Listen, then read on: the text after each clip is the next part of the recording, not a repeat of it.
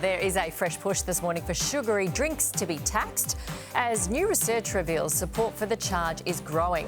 The survey of nearly 3,000 Aussies found more than half of participants believe a levy should be applied, while more than 80% want better labelling to warn shoppers they contain added sugars. Now, health experts are calling on the federal government to take some action. For their take, let's bring in commentator Cath and Luke Bona from the Bona-fide podcast. Morning, everyone. Morning. OK, Cath, a sugar tax, not new, we know. Many countries, including the UK, South Africa, adopting the measure. 2/3 of Aussie adults are overweight now. Obesity is more serious than smoking. What do you think about this? Yeah, look, I think the problem is the tax. It's going to get passed on to the consumers. It's been around overseas for years and they have seen great results. So the evidence is there that it works. I think my problem is just in right now with the cost of living crisis, that's going to the hip pocket. And I don't think, look, 16 teaspoons of sugar in a 600ml bottle of soft drink. Like, no parent is going to put 16 teaspoons of sugar on a kid's Wheat Bix. We know as adults that sugar is addictive. But I think, is there something around an incentive, maybe a tax incentive for these big companies to make stuff that, people will buy it. I think the demand is there. You can see it with adults in alcohol shops. If you go to a bottle-o, there's now entire fridges to sugar-free wine, sugar-free drinks.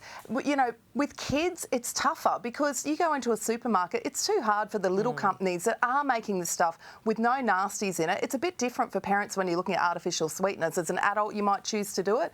But I think the whole thing needs an overhaul. But there's money in it. I don't understand why the big conglomerates aren't producing this stuff. I think people will buy it. I think we are now aware as parents, as adults, that sugar is bad for you. You want sugar-free, but it's convenience. You can't buy it at fast food outlets. Yeah. It's addictive, but you can't get your hands on it at kids' sport, on the road, after school, in supermarkets. Trying to get that eye-level, prime spot is taken over by the big multinationals. They need to take responsibility and start reformulate sugar-free products. And that is exactly one of the arguments that these guys are making for the sugar tax, that if the sugar tax is imposed on the companies, they won't be able to keep passing it on and upping the price. They'll have to rethink. Luke, do you think that's a valid argument? Well, I'm just so sick and tired of living in this nanny state. I mean, surely parents need to be educated, and they are. As Cath just said, everyone knows how much sugar is in Coke and all those other soft drinks. I'm not picking on Coke, but we all know that by now, and there are alternatives. The medical teams are saying, well, hang on, artificial sweeteners may be just as bad. But look, sugar leads to obesity, which leads to type 2 diabetes, and it needs to be addressed. But if it's going to cost more, are people going to be more likely not to buy it? Probably. And how's that going to affect our sugar farmers? Ask them. According to a recent study by the Grattan Institute, they reckon, it probably won't affect them because they'll just export more sugar from Australia if less is being consumed here. But surely it's about education. And isn't it about parents making the right choices with breakfast cereals and sugary drinks? I mean, surely. And just remember, these drinks and these food products are already being taxed with the GST, so they're going to put an extra tax on top of that. And if you're talking about a health tax, are we going to have a health tax on fatty foods, a McBurger tax, a Hungry Jack's tax, a KFC tax? Is that the next thing as well? It's about education, isn't it?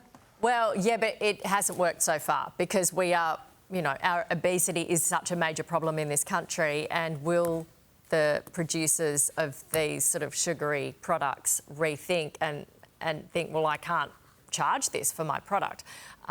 Anyway, it's something that everyone will be talking about today. So what do you think in your house? Moving on, the government's crackdown on vapes could be working with a new report finding fewer young people now use one. 1 in 5 young people regularly vaping instead of 1 in 3 2 years ago. Cath, are you finding this, or are they moving to things like these nicotine pouches? Yeah, look, this is great news that vaping's on the decline.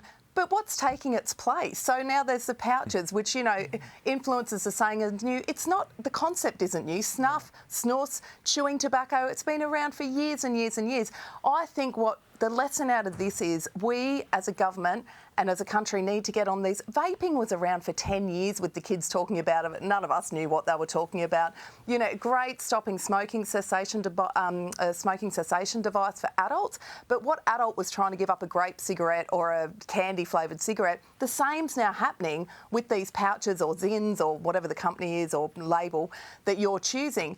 You know, if you're an adult trying to do it, I don't think the guys who were on snuff or snus were trying to look at a candy flavoured, coloured, you know, with multicoloured, bright things, putting pouches in their mouth. So, you know, we just need to stay on top of it. I think we got to vaping way too late. It was already so popular. Now we need to go to keep an eye on the pouches. Yeah, Luke, honestly, often there's a bunch of old people in government. They need to talk to a bunch of young people more often, maybe. Yeah, let me tell you what bamboozles me about this. I'd love to know your opinion because I always thought that vapes, and were they like an e-cigarette, and they were designed or first brought into consumption to try and help people get off cigarettes. Yeah.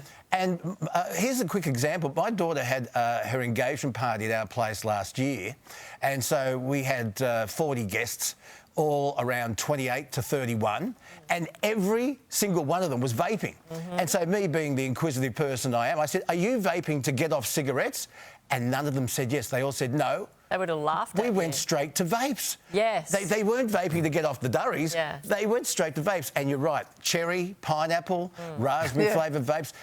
Yeah, so I'm actually bamboozled by the whole thing. If they're harder to get, well, maybe less people will use them, but you can always get hold of something that's hard to get. Online. They get... exactly. But if it's gone down... online. In their 20s. If it's gone down, what's taking its place? What's a new thing that none of us old people are aware of? Yeah, what's the coolest new thing? Yeah, I'm shocked. I don't get it. They need more young people. They need to survey 16-year-olds more. You're on it. Nah, don't you reckon? It. I reckon. Absolutely. And is it predominantly girls who are vaping? I think it's both. Talk to you soon. Got to go. Here's Chevo.